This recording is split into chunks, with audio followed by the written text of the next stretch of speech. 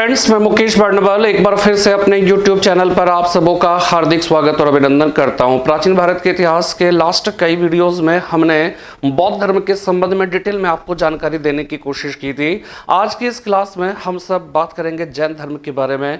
हमने आपको बताया था 6वीं शताब्दी ईसा पूर्व में मध्य गांगेय क्षेत्र में यानी मिडिल गैंगेटिक प्लेन में जो सोशियो रिलीजियस रिफॉर्म मूवमेंट हुए थे, जो सामाजिक और धार्मिक सुधार आंदोलन हुए थे, उसके परिणाम स्वरूप ब्राह्मणीय सामाजिक और धार्मिक दुर्व्यवस्था के खिलाफ लगभग 62 धार्मिक संप्रदायों का उदय हुआ था। उसमें से जैन और बौद्ध दो सर्वाधिक लोकप्रिय धर्म था। तो आज के इस क्लास में हम लोग जैन धर्म के बारे में बात करेंगे। ठीक है, हम लोग आज के इस क्लास में इस बात को समझने की कोशिश करेंगे कि जैन धर्म में जैन शब्द का तात्पर्य क्या होता है और जैन जिन शब्द से निकला है, जिन का मतलब विजेता होता है और जिन की उपाधि सर्वप्रथम महावीर ने 24वें तीर्थंकर वर्धमान महावीर ने धारण की थी और फिर उनके द्वारा संरक्षित धर्म को जैन धर्म के नाम से पुकारा जाने लगा। लेकिन चूंकि महावीर के पहले तो 23 तीर्थंकर थे, तो उन 23 तीर्थंकरों के समय में क्या जैन धर्म का कोई वजूद था? अगर वजूद है तो निश्चित रूप से उसका कुछ न कुछ तो नाम होगा।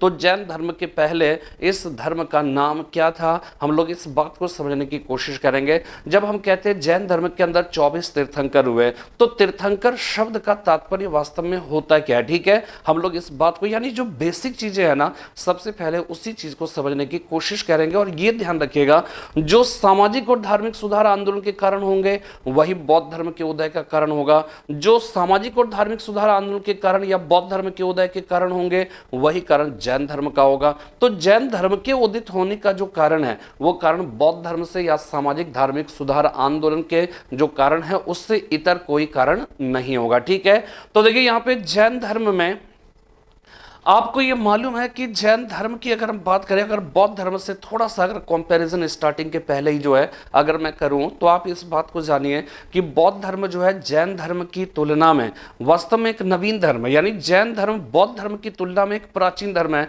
और जैन धर्म के वजूद को, अस्तित्व को वास्तव में सिंधु घाटी सभ्यता तक ले जाने की कोशिश होती है। वहां पर खंडित मानव की जो नग्न मूर्ति के साक्ष्य मिले हैं, वो कहा जाता है कि उसका संबंध बहुत सारे जैन विद्वानों ने जैन दिगंबर शाखा से जोड़ा है। इसी प्रकार ऋग्वेद में ऋषभ देव का उल्लेख मिलना, इसी प्रकार कह सकते हैं कि अरिष्टनेमी 22वें तीर्थंकर का उल्लेख ऋग्वेद में मिलना, यजुर्वेद में अजित नाथ का उल्लेख मिलना, ये सारी जो बातें हैं ये इस बात का द्योतक है कि वास्तव में जैन धर्म एक प्राचीन धर्म था। वर्धमान महावीर के पहले 23 तीर्थंकर हुए, उन 23 तीर्थंकरों से संबंधित जो बातें बहुत ही महत्वपूर्ण है उसके बारे में हमें समझना है, वर्धमान महावीर के संबंध में डिटेल में देखना। तो सबसे पहले आज की इस क्लास में जैन धर्म से जुड़े हुए जो फैक्ट्स है, जो तथ्य है, उन्हीं तथ्यों को हम समझने की कोशिश करेंगे। तो आइए आज मैं अपनी बात को आगे बढ़ाता हूं और बोर्ड का सहारा लेता हूं। ठीक है, तो देखिए यहां पर सबसे पहली बात, ठीक है, सबसे पहले जो मैं लिखूंगा, ठीक है ना, ये जस्ट लाइक एक क्लास का जिस तरह से क्लास में बताया जाता था उसी तरह से मैं आपको बताने की कोशिश कर रहा हूं। ठीक है ना, तो देखिए ये जैन धर्म है। सबसे पहले जैन धर्म, और जैन धर्म में सबसे पहले जैन शब्द की व्युत्पत्ति, ठीक है, इसकी जो व्युत्पत्ति है वो व्युत्पत्ति किससे हुई है? जिन शब्द से। ठीक है, और जिन का मतलब क्या होता है? जिन का मतलब होता है विजेता। ठीक है, विजेता। और जिन की उपाधि जो है वो किनकी उपाधि थी? महावीर की उपाधि थी। चूंकि महावीर ने समस्त इंद्रियों पर, अपने समस्त इंद्रियों पर विजय प्राप्त की थी, ठीक है, अपने समस्त इंद्रियों पर विजय प्राप्त की थी, इसलिए इन्हें जो है जिन कहा गया और फिर इनके द्वारा संरक्षित धर्म को जैन धर्म के नाम से पुकारा गया। अब यहां पे ये समझना है कि महावीर जो थे वो क्या थे? कौन से तीर्थंकर थे? 24वें तीर्थंकर थे। ठीक है, 24वें तीर्थंकर थे। तो इनके पहले जो है कितने कुल तीर्थंकर हो जाएंगे? 23। तो और 23rd तीर्थंकर यानी 23 तीर्थंकर थे टोटल जो है। तो इसमें यह समझना है कि महावीर ने जैन धर्म की जो है वास्तविक संस्थापना की थी, यानी कि महावीर की उपाधि जिन थी और इसी जिन की उपाधि से इस धर्म को जैन धर्म कहकर पुकारा गया। लेकिन महावीर तो 24वें और अंतिम तीर्थंकर थे, इनके पहले 23 तीर्थंकर थे। तो महावीर के पहले फिर इस धर्म को क्या कहा जाता था? तो इसका यहां पे ध्यान रखना है कि इस धर्म को पहले निर्ग्रंथ कहकर पुकारा जाता था, जिसे पाली भाषा में निगंठ कहकर पुकारा जाता है। और निर्ग्रंथ का मतलब होता है वह है जो अपने समस्त ग्रंथियों या बंधनों से मुक्त कर लिया। ठीक है, निर्ग्रंथ का मतलब होता है वह जिसने अपने को समस्त ग्रंथियों और बंधनों से मुक्त कर लिया। यही जो अवस्था है वो निर्ग्रंथ की अवस्था है। इसी को पाली भाषा में निगंठ कहकर पुकारा जाता है। और महावीर के पहले के जो तीर्थंकर थे जैन धर्म के, उनके समय में जैन धर्म को निर्ग्रंथ कहकर पुकारा जाता था। और ये ध्यान रखना है कि महावीर के जो माता पिता थे ना, वो पार्श्वनाथ के फॉलोवर थे। ठीक है, वो पार्श्वनाथ के फॉलोवर थे, यानी निगंठ के उपासक थे, यानी वो निगंठ नाथ थे। और निगंठ नाथ के पुत्र होने की वजह से महावीर को बौद्ध साहित्यों में निगंठ नाथ पुत्र कहकर भी पुकारा जाता है। याद रखिएगा, बौद्ध साहित्यों में, जैन साहित्यों में नहीं,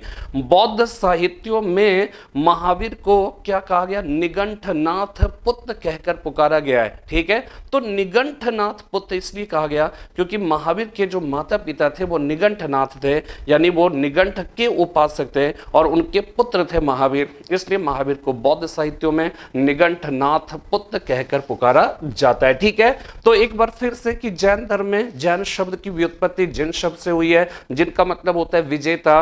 और वास्तव में जिनकी उपाधि किसने धारण की थी? महावीर ने। और क्यों धारण की थी? क्योंकि ज्ञान की जब उन्हें कैवल्य की प्राप्ति हुई थी तो उसी समय उन्होंने समस्त इंद्रियों पर विजय हासिल की थी।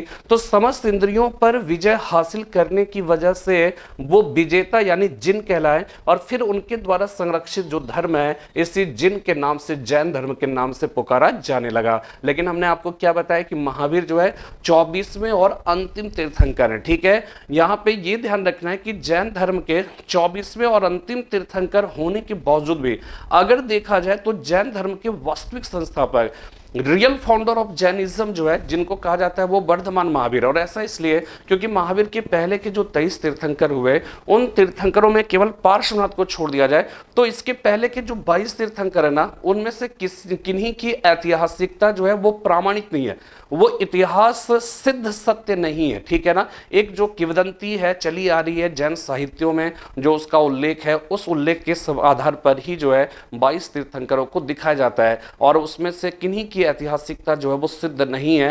एक्सेप्ट ध्यान रखिएगा कि पार्श्वनाथ और महावीर को छोड़ दिया जाए तो शेष जो 22 तीर्थंकर है, उन तीर्थंकरों के इतिहास जो है वो प्रामाणिक नहीं है, प्रमाणिक नहीं है, बल्कि वो इतिहास जो है वो डाउटफुल है। ठीक है, तो यहां पर इस चीज को ध्यान में रखना है कि वास्तव में महावीर के समय में ही जिस जैन धर्म को आज हम जानते हैं वो महावीर के समय में ही उसका उदय हुआ था। इसलिए महावीर को जो है, वर्तमान महावीर को जैन धर्म का वास्तविक संस्थापक कहकर पुकारा जाता है। और ये भी ध्यान रखिएगा कि पार्श्वनाथ के कुछ सिद्धांतों को, कुछ फिलॉसफी को जो आगे मैं देखूंगा को, उसको यदि छोड़ दिया जाए तो जैन धर्म के जिन सिद्धांतों के बारे में आज हम जानते हैं उसका निरूपण महावीर के समय में हुआ। तो कुल मिलाकर चाहे वो सैद्धांतिक निरूपण के दृष्टिकोण से हो या फिर जो है जैन धर्म के प्रचार प्रसार की बात हो, लोगों में उनको लोकप्रिय बनाने की जहां तक बात हो, तो ये महावीर के समय में ही जैन धर्म को ये सारी मतलब जो है गुण जो है या विशेषता हासिल हो पाई। और इसीलिए महावीर को जैन धर्म का वास्तविक संस्थापक कहकर पुकारा जाता है। ठीक है ना, तो महावीर के जो है वो 24वें तीर्थंकर है, अंतिम तीर्थंकर है। इनके पहले 23 तीर्थंकर हुए, तो इन 23 तीर्थंकरों के समय में तो जैन धर्म को इस नाम से नहीं पुकारा जाता होगा, तो फिर किस नाम से पुकारा जाता था? तो उसके लिए जो शब्द है ये ध्यान रखिएगा, निर्ग्रंथ वास्तव में कोई ग्रंथ नहीं है, ये समस्त ग्रंथियों या बंधनों से रहित जो अवस्था होती है उसे ही निर्ग्रंथ कहकर पुकारा जाता है। और इसी को पाली भाषा में निगंठ कहा गया। और महावीर के जो माता पिता थे वो 23वें तीर्थंकर पार्श्वनाथ के विचारों के फॉलोवर थे। ठीक है, यानी वो निगंठ नाथ थे और उनके पुत्र होने की वजह से वर्धमान महावीर को, ठीक है, वर्धमान महावीर को बौद्ध साहित्यों में निगंठ नाथ पुत्र कहकर पुकारा जाता है। निगंठ नाथ पुत्र, ये बहुत ही इंपॉर्टेंट है, बौद्ध साहित्यों में कहा गया। और ये सवाल पूछा गया कि बौद्ध साहित्यों के अनुसार निम्नलिखित में से किस जैन तीर्थंकर को निगंठ नाथ पुत्र भी कहा जाता है? तो उसका सही जवाब जो है वो कौन हो जाएंगे? महावीर। ठीक है, ये सवाल है। अब देखिए आगे हम लोग बढ़ते हैं। फिर से यहां पे जैन धर्म के जो है वो कितने तीर्थंकर हुए? 24 तीर्थंकर। ठीक है, यानी कि तीर्थंकर एक शब्द है, पहले तीर्थंकर को क्लियर करें तब फिर बात को और आगे बढ़ाएंगे। ठीक है, तो देखिए तीर्थंकर जो है वो क्या है कि तीर्थ शब्द से निकला है, और तीर्थ का मतलब होता है निमित्त। ठीक है, निमित्त हो जाएगा या साधन। ठीक है, निमित्त या साधन या मार्ग। ठीक है, निमित्त या साधन या मार्ग। ठीक है, जैन धर्म में 24 तीर्थंकर हुए। तीर्थंकर में तीर्थ शब्द जो है उसका तात्पर्य होता है निमित्त या साधन या मार्ग। ठीक है, तो निमित्त या साधन या मार्ग क्या है? तो एक आप समझ जाइए, कोई अल्टीमेट जो है आपका टारगेट है। ठीक है, अल्टीमेट टारगेट है और आप यहां पे खड़े हो। ठीक है, और आपको वहां तक जाना है। तो ये जो मार्ग है, ये मार्ग जो है वो क्या है कि निमित्त है, तीर्थ है। ठीक है, हम लोग कहते हैं ना तीर्थ यात्रा। तीर्थ यात्रा जो हम लोग करते हैं, ठीक है ना, हम लोग पिलग्रिमेज की बात करते हैं। हम लोग जैसे हविन सांग को तीर्थ यात्रियों का राजकुमार, प्रिंस ऑफ पिलग्रिमेज कहा जाता है। तो जब हम तीर्थ यात्रा की बात करते हैं ना, तो तीर्थ का मतलब होता है मार्ग, निमित्त होता है, साधन होता है। और वो तीर्थ यात्रा हमें क्या करता है? हमें मोक्ष के द्वार ले जाता है। हमें क्या ले जाता है? हमें ईश्वर तक पहुंचाता है। तो जो मार्ग है ना, वो मार्ग, निमित्त या साधन, यानी कि वह निमित्त, वह साधन या मार्ग जिसके थ्रू हम इस संसार रूपी भव सागर को पार कर सकते हैं और फिर दुखों से शाश्वत रूप से हमें मुक्ति मिल सकती है। हमें जो है, अगर ईश्वर को मानते हैं तो ईश्वर का साक्षात्कार हो सकता है, ब्रह्म का साक्षात्कार हो सकता है। यानी कि उस ब्रह्म तक पहुंचने के जो निमित्त हैं, जो साधन, जो मार्ग हैं, उसे ही तीर्थ कहा गया। और उस मार्ग को बतलाने वाला जो व्यक्ति है वही व्यक्ति तीर्थंकर कहलाता है। हम लोग देखते होंगे कभी कोई, जो आप देखते होंगे कि कहीं कोई कल्चर प्रोग्राम्स वगैरह चल रहा हो तो उसमें एक एंकर होता है, अंकर है ना, ANCHOR। यहाँ पे पता नहीं उसका क्या यहाँ पे मीनिंग है, लेकिन तीर्थ प्लस अंकर। अंकर क्या करता है? एंकर क्या करता है? बतलाता है, प्रोग्राम का पूरा लिस्ट बताता है। तो जो तीर्थंकर है ना, वो क्या करता है कि वो हमें क्या करता है? मार्ग बताता है, हमें ये बतलाता है ये निमित्त, निमित्त मतलब ये साधन है, ये मार्ग है, इसके थ्रू ही आप जो है वो क्या है कि वो उस मुकाम तक पहुंच सकते हैं। तो तीर्थंकर का मतलब होता है तीर्थ बतलाने वाला। फिर सवाल उठेगा तीर्थ किसको कहते हैं? तो तीर्थ उस निमित्त या साधन या मार्ग को कहा जाता है जिसके थ्रू इस संसार रूपी भव सागर को पार किया जा सकता है। भव सागर, संसार में जो है उतरना, इस संसार में जन्म लेना ही जो है, भारत के जितने धर्म और दर्शन है सब ने कहा कि वो दुखमय है। ठीक है, इस संसार दुखमय है, दुखों से भरा हुआ है, और इसमें जो भी व्यक्ति आएगा वो दुखों से ही घिरा होगा। उसको आप कह सकते हो शाश्वत दुख की प्राप्ति होगी। तो ये संभव तभी है जब आपने उस ब्रह्म के साक्षात्कार कर लिया, या फिर अष्टांगिक मार्ग का पालन किया, या फिर जैन धर्म के त्रिरत्न का पालन किया, और उसका पालन करने से ही आपको शाश्वत सुख की प्राप्ति होगी। अदरवाइज संसार में रहने का मतलब ही है दुखों से घिरा हुआ होना। ठीक है ना, तो यहां पे हो गया। इस प्रकार तीर्थंकर का जो मतलब है वो क्या है? तीर्थ बतलाने वाला, तीर्थ बतलाने वाला। ठीक है, तो तीर्थ हो गया, तीर्थ बतलाने वाला, यानी कि तीर्थ जो है वह निमित्त या साधन है, वह निमित्त या साधन है जिससे संसार रूपी भव सागर को पार किया जा सकता है, जिससे संसार रूपी भव सागर को पार किया जा सकता है,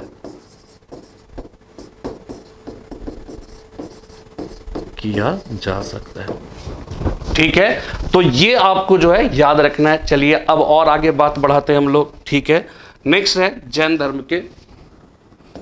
अब कितने तीर्थंकर हैं? 24। जैन धर्म में कुल कितने तीर्थंकर हो जाएंगे? 24 तीर्थंकर। ठीक है, जैन धर्म के कितने तीर्थंकर हो गए? 24। अब इन 24 तीर्थंकरों में जो प्रमुख तीर्थंकर है वो हम लोग देखेंगे। ठीक है, सारे 24 तीर्थंकरों को देखने की जरूरत नहीं है। ये हो गए फर्स्ट, ये हो गया सेकेंड, ये है 22, ये 22, ये 23rd एंड 24th। ठीक है, ये कितने तीर्थंकर हैं? 24 तीर्थंकर, यानी तीर्थंकरों की संख्या कुल जो है वो कितनी है? 24। लेकिन इसमें 5 तीर्थंकर से संबंधित सवाल जो है अक्सर पूछे जाते हैं और वही सवाल हमें देखना है। ठीक है, ऋषभ देव ये पहले तीर्थंकर हैं। ठीक है, इसके बाद 19वां, एक मिनट यहां पे सेकंड से 19th लिखिए, 19 और 19th जो है वो कौन हो जाएंगे? मल्लीनाथ। इसके बाद 22nd 22वें तीर्थंकर का नाम जो है वो क्या हो जाएगा? अरिष्ट नेमी या नेमीनाथ। ठीक है, इसके बाद 23वें तीर्थंकर का नाम हो जाएगा पार्श्वनाथ, और 24वें तीर्थंकर का नाम है महावीर। ठीक है, ऋषभदेव, मल्लीनाथ, 22nd हो गया अरिष्ट नेमी या नेमीनाथ, 23rd पार्श्वनाथ, 24th हो गया महावीर। ठीक है, ये 5 तीर्थंकर का देखना है। ठीक है, और इन सारे तीर्थंकरों का जो प्रतीक चिन्ह है, ठीक है, प्रतीक चिन्ह याद रखिएगा। ऋषभ का प्रतीक चिन्ह है वृषभ। ठीक है, यहां पे देखिए प्रतीक चिन्ह कहने का मतलब क्या हो गया कि आप जो है वो क्या है कि जैन धर्म के 24 तीर्थंकर हैं। सारे तीर्थंकरों को सारे लोगों ने देखा होगा ऐसा तो नहीं है, या फिर हम क्या है कि कोई आज तो किसी व्यक्ति ने कभी भी तीर्थंकर को देखा नहीं होगा सांसारिक रूप से। ठीक है ना। अब सवाल ये उठता है कि अगर 24 तीर्थंकरों की मूर्तियां रख दी जाए तो आप कैसे पहचानोगे कौन से तीर्थंकर की मूर्ति कौन सी है? तो यहां पर इसमें क्या है कि एक प्रतीक है। ठीक है, जैसे एक सवाल जो है अक्सर पूछा जाता है कि निम्नलिखित में से वो कौन से जैन तीर्थंकर हैं जिनकी मूर्तियों में उनके सिर के ऊपर एक सर्प को फण फैलाए दिखलाया गया है, इस तरह से। ठीक है, एक सर्प को फण फैलाए दिखलाया गया है। तो ये ध्यान रखिएगा, ये पार्श्वनाथ है, यानी कि जैन तीर्थंकर, ऐसे जैन तीर्थंकर की मूर्ति जिसमें सर्प दिखाया गया होगा, सिर के ऊपर एक सर्प को फण फैलाए दिखलाया जाएगा, समझ जाइए वो पार्श्वनाथ की मूर्ति है, और यानी कि वो 23वें तीर्थंकर की मूर्ति है। तो आपको ये ध्यान में रखना है कि किनका कौन सा जो है वो प्रतीक चिन्ह है। तो इसी में ऋषभ देव का प्रतीक चिन्ह वृषभ हो गया, मल्लीनाथ का प्रतीक चिन्ह जो है वो क्या हो जाएगा? कलश। ठीक है, मल्लीनाथ का प्रतीक चिन्ह जो है वो क्या हो जाएगा? कलश। इसी प्रकार अरिष्ट नेमी या नेमीनाथ का प्रतीक चिन्ह जो है वो क्या हो जाएगा? शंख। इसी प्रकार पार्श्वनाथ का प्रतीक चिन्ह जो है वो क्या हो जाएगा? सर्प। और महावीर का प्रतीक चिन्ह जो है वो क्या हो जाएगा? सिंह हो जाएगा। ठीक है, ये बहुत ही इंपॉर्टेंट है। और इसमें से देखिए एक सवाल जो कई बार पूछा गया है कि निम्नलिखित में से वो कौन से ऐसे जैन तीर्थंकर हैं जिनकी मूर्तियों में उनके सिर के ऊपर एक सर्प को फण फैलाए दिखलाया गया है। ठीक है, इसके बाद देखिए नेक्स्ट बातें समझनी है कि ऋषभदेव प्रथम तीर्थंकर हैं, इसलिए इनका दूसरा नाम याद रखिएगा। चूंकि ये आदि तीर्थंकर है, तो आदि तीर्थंकर है, इसलिए इनका नाम क्या हो गया? दूसरा नाम आदिनाथ। ठीक है, इनका दूसरा नाम आदिनाथ हो जाएगा। और ये जो है वो क्या हो जाएंगे? जैन धर्म के संस्थापक। ये जैन धर्म के क्या हो जाएंगे? संस्थापक हो जाएंगे। मल्लीनाथ के बारे में जान लीजिए कि बहुत सारे जैन साहित्यों में इन्हें स्त्री कहा गया है। ठीक है, देखिए ध्यान ये रखना है कि श्वेतांबर और दिगंबर में इस बात को लेकर विवाद है कि 19वें तीर्थंकर मल्लीनाथ महिला थी अथवा पुरुष। ठीक है, जैसे दिगंबर इन्हें पुरुष मानते हैं, जबकि श्वेतांबर इन्हें क्या मानते हैं? महिला। ठीक है, तो इसीलिए एक सवाल मल्लीनाथ से बहुत बार पूछा गया है कि निम्नलिखित 24 तीर्थंकरों में, ऐसे लिखेगा, 24 तीर्थंकरों में निम्नलिखित में से वो कौन से ऐसे जैन तीर्थंकर हैं जिनके महिला होने की बात की जाती है? यानी कि निम्नलिखित में से वो कौन से ऐसे तीर्थंकर हैं जो महिला थी या महिला तीर्थंकर थी, जो भी कहते हैं, ठीक है। ये किसके अनुसार, ध्यान रखिएगा, ये श्वेतांबर के अनुसार। दिगंबर कहते हैं नहीं वो पुरुष है, श्वेतांबर कहते हैं कि नहीं ये जो है ये महिला थी। तो कौन से जैन तीर्थंकर के बारे में ऐसा अनुमान लगाया जाता है कि वो महिला थी, तो वो क्या हो जाएंगे, मल्लीनाथ, ठीक है। तो ये भी अपने आप में इंपॉर्टेंट है। अब ये अरिष्ट नेमि या नेमिनाथ का प्रतीक चिन्ह मतलब जो है महत्वपूर्ण क्यों है, क्योंकि ये कृष्ण, ये महाभारत के काल के थे और कृष्ण के समकालीन, ये कृष्ण के समकालीन तथा संबंधी थे, ठीक है। ये कृष्ण के समकालीन तथा संबंधित है, ठीक है। ये भी बहुत बार ये सवाल पूछा गया कि निम्नलिखित में से वो कौन से ऐसे जैन तीर्थंकर हैं जो कृष्ण के समकालीन तथा संबंधी भी थे, तो उसका सही जवाब है अरिष्ट नेमि या फिर नेमिनाथ, ठीक है। और पार्श्वनाथ के बारे में ये ध्यान रखिएगा कि ये प्रथम ऐतिहासिक तीर्थंकर है, ठीक है। ये प्रथम ऐतिहासिक तीर्थंकर हो जाएंगे, पहली बात। दूसरी इंपॉर्टेंट बात ध्यान रखिएगा कि इनके सिर के ऊपर एक सर्प को फण फैलाए दिखलाया गया है, ठीक है। इसके बाद फिर जो है, अब इसके बारे में और डिटेल में बात करेंगे। इसके बाद जो महावीर आते हैं वो 24वें हैं, लेकिन जैन धर्म के वास्तविक संस्थापक हो जाएंगे, ठीक है। जैन धर्म के वास्तविक संस्थापक कहकर किनको पुकारा जाता है, तो इसका सही जवाब जो है वो क्या हो जाएगा, महावीर, ठीक है। ये बहुत ही इंपॉर्टेंट फैक्ट्स है कि जैन धर्म के कितने तीर्थंकर हुए, 24 तीर्थंकर हुए, उसमें 5 जो है प्रमुख हैं एग्जामिनेशन के पॉइंट ऑफ व्यू से।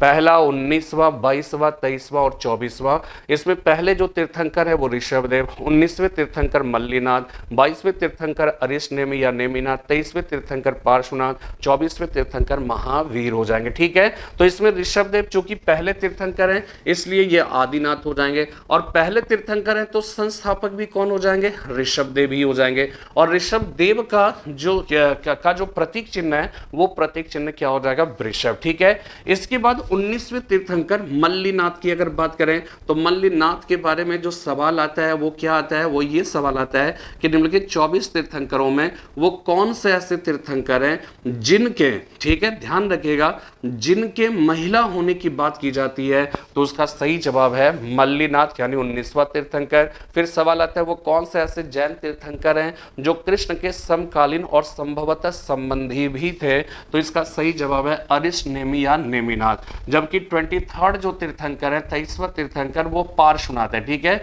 और पार्श्वनाथ जो है ये प्रथम ऐतिहासिक तीर्थंकर, यानी कि पार्श्वनाथ महावीर, यहां से तीर्थंकरों का जो इतिहास है, ठीक है, ये तीर्थंकरों का इतिहास यहां से जो है वो प्रामाणिक रूप से मिलना प्रारंभ हो जाता है, ठीक है। इसके पहले जो भी थे सब किंवदंती में थे, जन साहित्यों में इसका उल्लेख मिलता है, बट यहां पर जो है वो क्या है कि उनका कोई ऐतिहासिक साक्ष्य है वो क्या है कि नहीं प्राप्त होता है। तो प्रथम ऐतिहासिक तीर्थंकर पार्श्वनाथ हो जाएंगे, और इसके बाद दूसरे और अंतिम ऐतिहासिक तीर्थंकर महावीर हो जाएंगे, और महावीर को जैन धर्म का वास्तविक संस्थापक कहकर पुकारा जाता है। तो ये सारी बातें जो है वो क्या है, क्लियर हो गई, ठीक है। अब इसके अंदर एक दो बातें और जो है बहुत इंपॉर्टेंट मैं आपको बताने जा रहा हूं, ठीक है।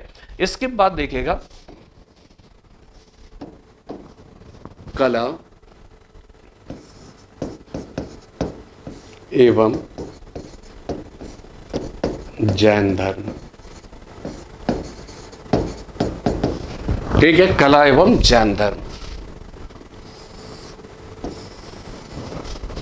ऋषभदेव,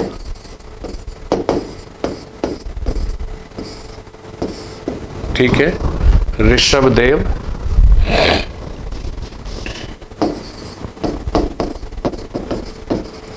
अरिष्ट नेमि या नेमिनाथ, ठीक है, ऋषभदेव या आदिनाथ, ठीक है। तो ऋषभदेव या आदिनाथ से संबंधित दो मंदिर है, आदिशाही या विमल शाही मंदिर, और ऋषभ देव से संबंधित मंदिर है धरण शाह का मंदिर, धरण शाह। इसको जो 1 मिनट रुक जाइए, इसको चौमुखी मंदिर कहा जाता है,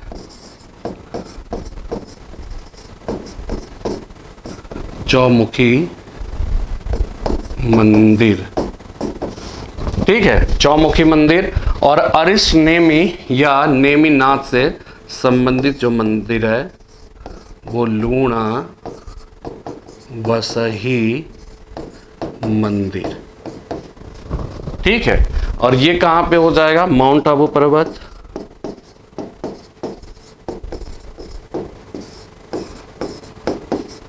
पर्वत दिलवाड़ा, राजस्थान के सिरोही जिले में, ठीक है, राजस्थान। जबकि चौमुखी मंदिर जो है वो रणकपुर में है, रणकपुर, और ये पाली जिला Rajasthan.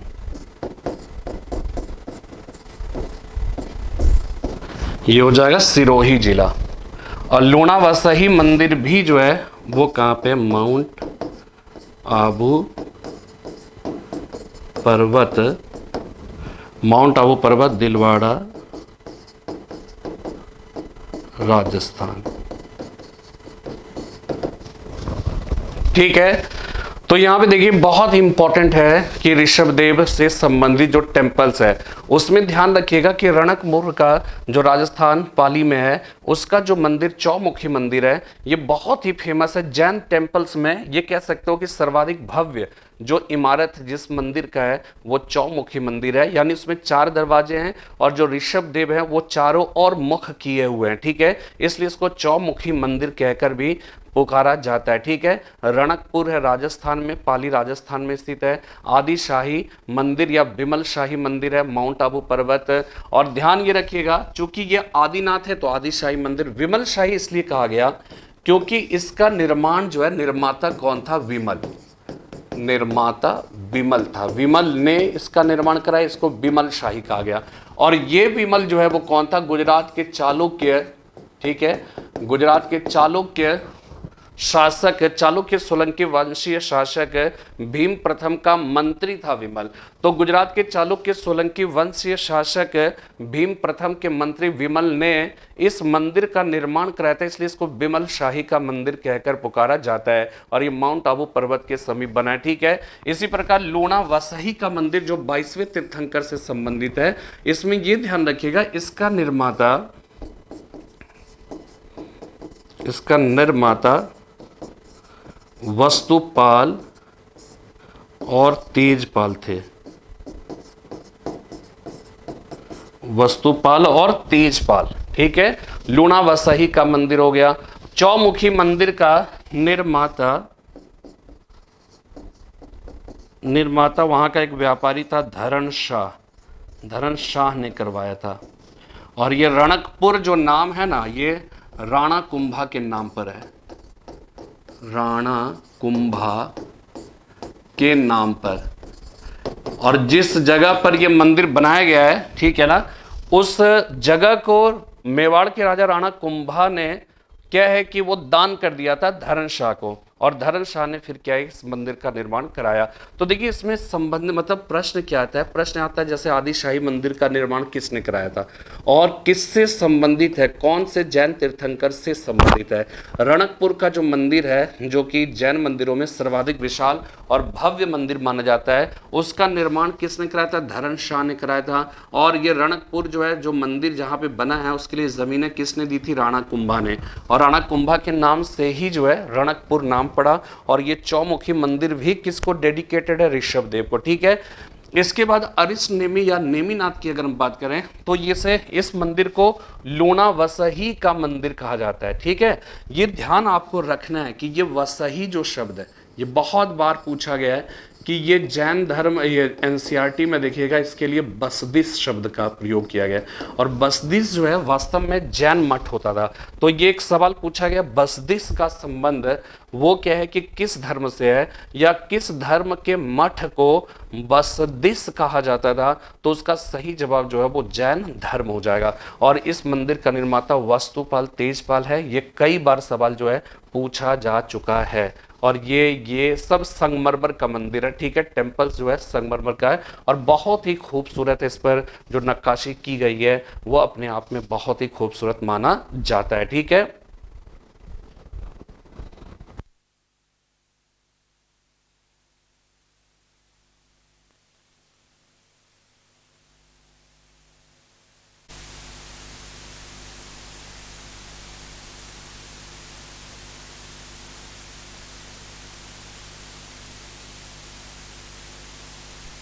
Hello, hello hello hello, ठीक है। अब देखिए इसके बाद हम लोग देखेंगे, चूंकि 22वें तीर्थंकर, 23वें और 24वें तीर्थंकर बहुत इंपॉर्टेंट है, उनको हम लोग देखेंगे। तो यहां पे है पार्श्वनाथ, पार्श्वनाथ हो जाएंगे, ठीक है। अब देखिए पार्श्वनाथ ये जो है वो क्या है, 23वें तीर्थंकर हो जाएंगे। लेकिन क्या विशेषता है, ये प्रथम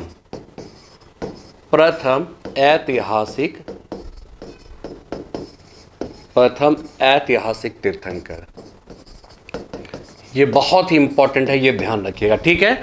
कई बार ये सवाल पूछा गया कि वो कौन से ऐसे तीर्थंकर हैं जो कि जैन धर्म के प्रथम ऐतिहासिक तीर्थंकर हैं, यानी जहां से आप ये कह सकते हो तीर्थंकरों का इतिहास प्रामाणिक रूप से मिलना प्रारंभ हो जाता है। तो वो क्या हो जाएंगे, पार्श्वनाथ, ठीक है। इसके बाद देखिएगा ये काशी नरेश अश्वसेन तथा रानी वामा के पुत्र थे, रानी वामा के पुत्र हो जाएंगे, ठीक है। बहुत ही इंपॉर्टेंट है, ये ध्यान रखिएगा कि पार्श्वनाथ, काशी नरेश, अश्वसेन और रानी वामा के पुत्र थे, ठीक है। तो 23वें तीर्थंकर थे, लेकिन जैन धर्म के प्रथम ऐतिहासिक तीर्थंकर हो गए, और ये काशी नरेश, अश्वसेन तथा रानी वामा के पुत्र थे, ठीक है। इसके बाद हमने तीसरा जो इंपॉर्टेंट पॉइंट बताया था कि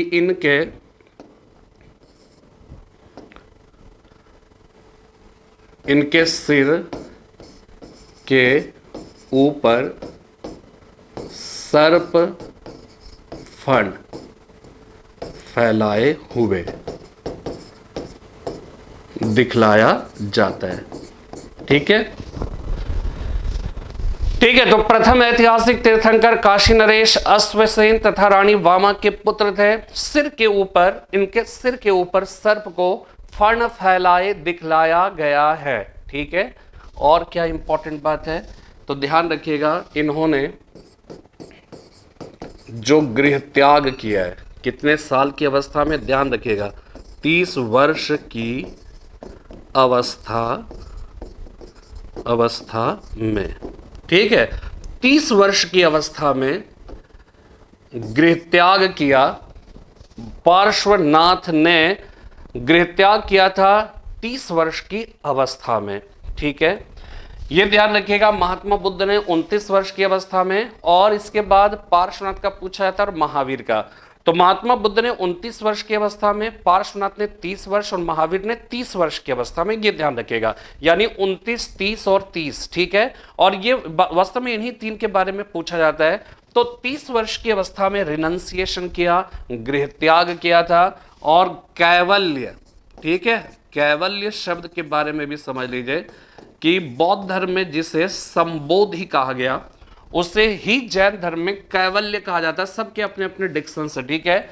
तो यहां पे देखिए कैवल्य की अगर प्राप्ति की बात करें, ठीक है, तो गृह त्याग के 84वें दिन, ठीक है, ये हो जाएगा गृह त्याग के 84वें दिन हो जाएगा, ठीक है। गृह त्याग के 84वें दिन हो जाएगा। और इसके बाद एक बात और ध्यान रखिएगा कि गृहत्याग के 84वें दिन इनको ज्ञान की प्राप्ति हुई, ठीक है। और कहां पे हुई थी, तो ये ध्यान रखना है कि पारसनाथ में सम्मेद शिखर पर, सम्मेद शिखर पर। और ये कहां, पारसनाथ, पारसनाथ झारखंड में है, ठीक है, जहां मैं गया भी हूं, ठीक है, झारखंड। पारसनाथ झारखंड में सम्मेद शिखर पर पार्श्वनाथ को कैवल्य ज्ञान की प्राप्ति हुई, ठीक है। इसके बाद देखिएगा, ध्यान ये रखिएगा कि पार्श्वनाथ का जैन धर्म का दिया गया सबसे बड़ा योगदान, पार्श्वनाथ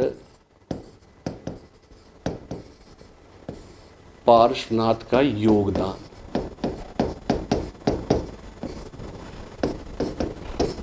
जैन धर्म को दिया गया,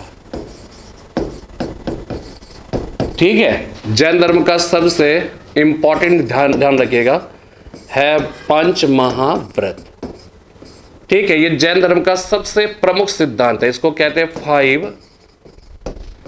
ग्रेट वोज, ठीक है। पंच महाव्रत जैन धर्म का सबसे प्रमुख सिद्धांत है, जिसका अनुपालन प्रत्येक जैनियों को करना चाहिए, ठीक है। और ये जो पंच महाव्रत है वो कौन कौन से है, अहिंसा, अमृषा, अचौर्य या अस्तेय, अचौर्य या अस्तेय, अपरिग्रह और अहिंसा, नहीं, अहिंसा, अमृषा, आचौर्य, अपरिग्रह तथा ब्रह्मचर्य, सेलिबेसी, ब्रह्मचर्य, ठीक है। तो ये जो है वो क्या है, पंच महाव्रत, 5 ग्रेट वोज है, ठीक है। इसमें से प्रथम 4 महाव्रत, ठीक है, ये ध्यान रखिएगा, प्रथम 4 महाव्रत, ये 4 जो महाव्रत है, महाव्रत प्रतिपादक जो है वो कौन हो जाएंगे,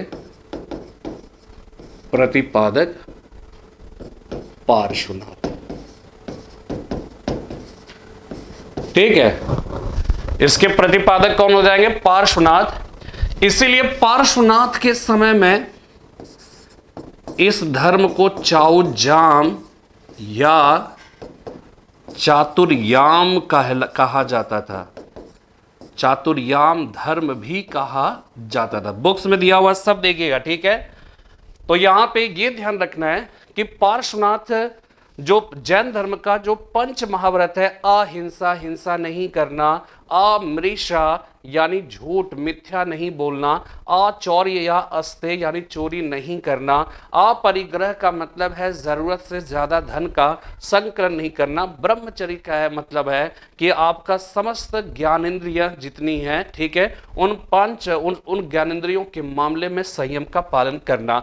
तो अहिंसा, अमृषा, अचौर्य या अस्तेय, अपरिग्रह, ब्रह्मचर्य हो गया। तो इन पंच महाव्रतों में प्रथम 4 महाव्रत का प्रतिपादन जो है किसने किया था, पार्श्वनाथ ने, ठीक है, पार्श्वनाथ ने किया था। इसलिए पार्श्वनाथ के समय में महाव्रतों की संख्या 4 ही थी, और इसलिए 4 होने की वजह से उनके समय में जैन धर्म को चाउ जाम या चातुर्याम धर्म कहकर भी पुकारा जाता था। ये सिविल सर्विसेज में पूछा जा चुका है सवाल, ठीक है ना, कि ये पूछा गया कि चातुर्याम का संबंध किस धर्म से है। बहुत डिटेल में नहीं पूछा गया क्यों कहा गया क्या है, उसमें सिर्फ इससे पूछा गया कि चातुर्याम का संबंध जो है, यानी कि चाउ जाम का संबंध किस धर्म से है, तो वो जैन धर्म से। जब पूछा गया था बहुत पहले जो है, तो वो क्या है कि हम लोग को समझ में नहीं आया था उस समय, जब मैं भी दे रहा था तो उस समय समझ में नहीं आया। तो लेकिन जब देखा तो क्यों कहा गया, तो रीजन ये था कि जो पंच महाव्रत है, प्रथम 4 महाव्रत का प्रतिपादन। अब ये तो हम लोग जानते थे कि प्रथम 4 महाव्रत का प्रतिपादन पार्श्वनाथ ने किया था, और ब्रह्मचर्य को जो है किसने जोड़ा बाद में, महावीर ने। ये भी सवाल बहुत बार आया, लेकिन ये नहीं पता था कि 4 महाव्रत पार्श्वनाथ के समय में होने की वजह से इसको चातुर्याम या चाओ जाम धर्म कहकर भी पुकारा जाता था, ठीक है। तो ये एक इंपॉर्टेंट है, तो ये ध्यान आपको रखना है। और ब्रह्मचर्य को ये जो है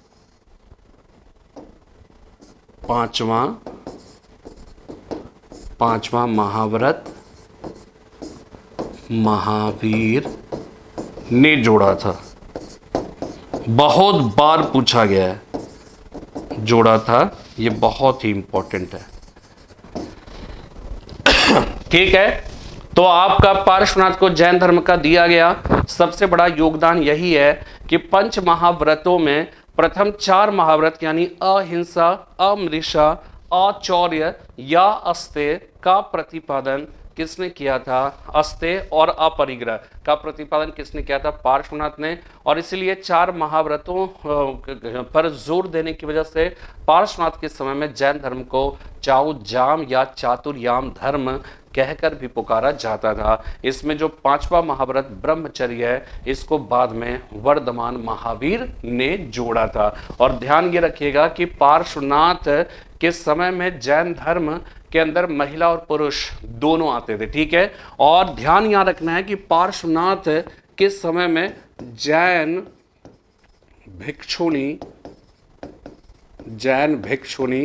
जो संघ है, वो संघ किसके नेतृत्व में संगठित हुआ था?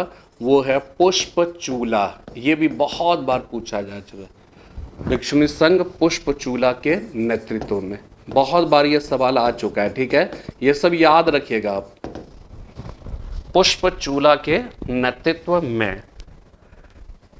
ठीक है, ये सब याद रखिएगा। ये मतलब इतना देखिए, तथ्य तो आपको रटना, सी सेट आने के बावजूद भी इतना जो बेसिक फैक्ट्स है, ये बेसिक फैक्ट्स जो है आपको क्या है कि याद रखना है। ठीक है, तो पार्श्वनाथ हो गया, सब आपको समझ में आ गई बात। ठीक है, इसके बाद देखिएगा नेक्स्ट जो है वो क्या हो जाएंगे? महावीर। ठीक है, नेक्स्ट जो है वर्धमान महावीर, और वर्धमान महावीर के बारे में हम लोग नेक्स्ट क्लास में बात करेंगे। फिलहाल आज इतना ही, फिर कल मिलते हैं एक नए विषय के साथ। तब तक के लिए जय हिंद, जय भारत।